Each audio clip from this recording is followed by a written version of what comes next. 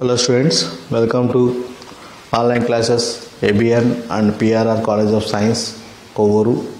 Third BCom Computer Application 6th semester paper Tally with GST. So Unit 2 GST transitions లో మనం ఈరోజు చెప్పుకున్న topic already previous క్లాస్లో company creation, అలాగే group creation, ledger creation, అలాగే వాటి ప్రాసెస్ అనేది మనం చెప్పుకున్నామండి. సో ఈరోజు మనం చెప్పుకున్న టాపిక్ ఏంటంటే మల్టిపుల్ లెడ్జెస్. సో చెప్పుకున్న టాపిక్ ఏంటంటే మల్టిపుల్ లెడ్జెస్ అంటే మనం ప్రీవియస్గా ఎప్పుడు క్రియేట్ చేసేటప్పుడు ఒక లెడ్జర్ మాత్రమే మనం సింగిల్గా ఎలా చేయాలి అనేది మనం చెప్పుకున్నామండి. సో ఈరోజు మనం చెప్పుకునేది ఏంటంటే మల్టిపుల్ లెడ్జర్ అంటే ఒకే టైంలో మల్టిపుల్ లెడ్జెస్ అనేది మనం ఎలా చేయాలి ఏంటి అన్నది ఈరోజు క్లాస్లో మనం చెప్పుకుందాం. అంటే దీన్ని బహుళ ఆవర్జాలు అంటే తెలుగులో మనం చెప్తూ ఉంటారండి.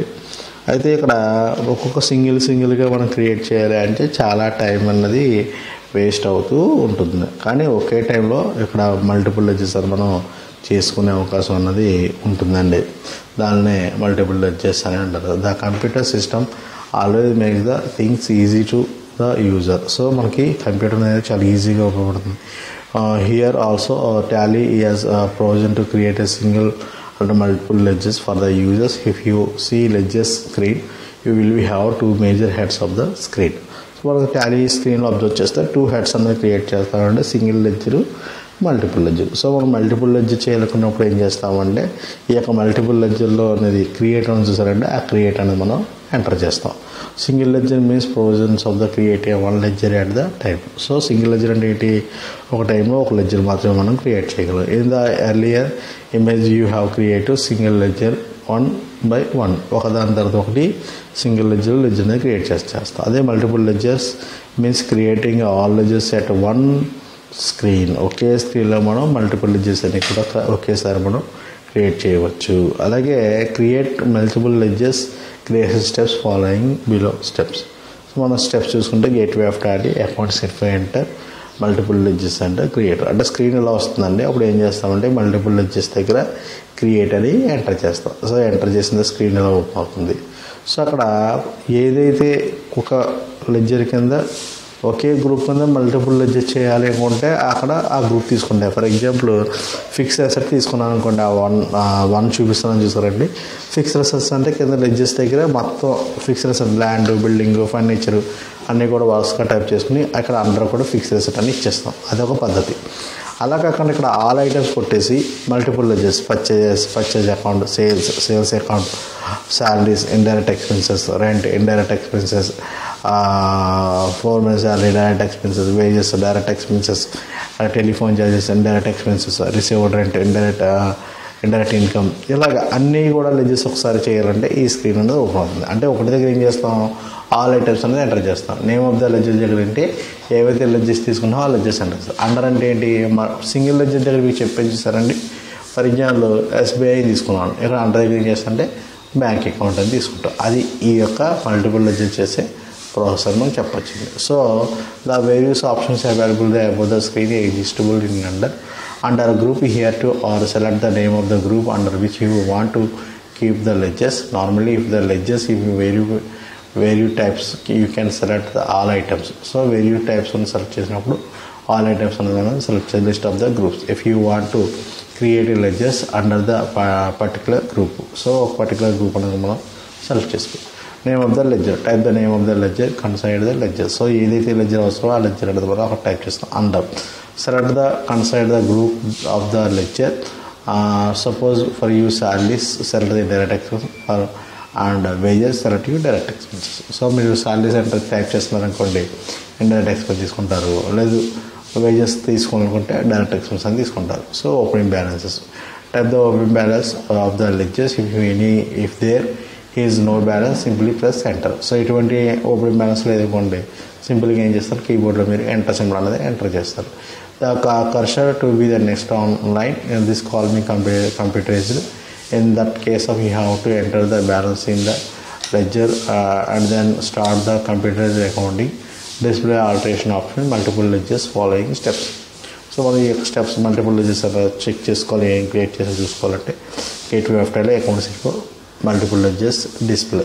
సో ఆ డిస్ప్లేలో. అంటే మన టాలీలో మనకు అవసరమైన లెడ్జెస్ ఏంటి అంటే టాలీ విత్ జిఎస్టీ చేస్తున్నప్పుడు మనకు అవసరమైన ఆల్ ఐటమ్స్ని తీసుకుంటాం. సో ఆల్ ఐటమ్స్ అని తీసుకున్న తర్వాత క్యాపిటల్ అకౌంట్. సో అండర్ ఏంటి టాలీలో ఉన్న గ్రూప్ తీసుకోవాలి కాబట్టి క్యాపిటల్ అకౌంట్. మనం అకౌంటింగ్ పరంగా దీన్ని ఏం తీసుకుంటాం అంటే లాంగ్ టైమ్ లయబిలిటీ. మనకి ఐడియా కోసం ఈ యొక్క group for as per accounting. So టాలీలో తీసుకున్న capital account enter, SBI account, bank account enter, purchase at the rate of GST, purchase account enter, input at GST, directories and taxes enter, input GST, duties and taxes enter, input IGST, duties and taxes enter. So వీటి యొక్క nature ఏంటి? Current liability. యొక్క duty taxes వచ్చింది అంటే current liability.